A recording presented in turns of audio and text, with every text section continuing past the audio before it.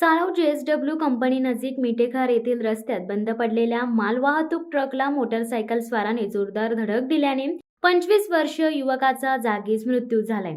त्यामुळे साळाव जेएसडब्ल्यू कंपनीच्या अवैधरित्या पार्किंगच्या विरोधात पंचक्रोशीतील ग्रामस्थांच्या संतप्त भावना उफाळून आल्या।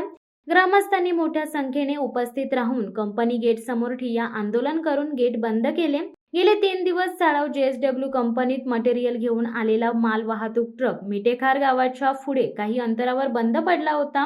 सकाळी 5 वाजण्याच्या सुमारास मिठेखार येथून 25 वर्षीय चेतन चंद्रकांत पाटील हा डोलवी जेएसडब्ल्यू येथे साई लँड डेव्हलपर या कंपनीत सुपरवायझर म्हणून नोकरीसाठी MH06 CG 5196 क्रमांकाच्या मोटरसायकलने निघालेला असताना पहाटेच्या वेळी पावसाच्या धुक्याने त्याला बंद पडलेला MH06460797 हा मालवाहक ट्रक दिसला नाही। त्यामुळे चेतन पाटील थेट रस्त्यात बंद पडलेल्या ट्रकला धडकला। या दुर्दैवी अपघातात चेतन पाटील या युवकाचा दुर्दैवी मृत्यू झालाय। चेतन पाटील याच्या अपघाताची बातमी समजताच मिठेखार, चेहेर, साळाव, निडी, नवीन चेहेर आदी पंचक्रोशीतील ग्रामस्थ व महिला साळाव जेएसडब्ल्यू कंपनी गेटवर धडकले। संतप्त ग्रामस्थांनी त्वरित कंपनी गेट बंद करून ठिय्या आंदोलन केले।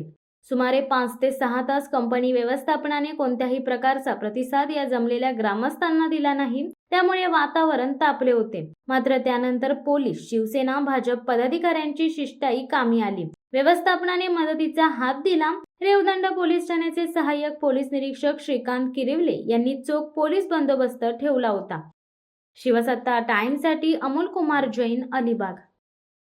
दे धडक बेधडक वृत्त देणाऱ्या आपल्या शिवसत्ता टाइम्स न्यूज चॅनलला लाल बटन दाबून सबस्क्राईब करा आणि बेल आयकॉनला क्लिक करायला विसरू नका।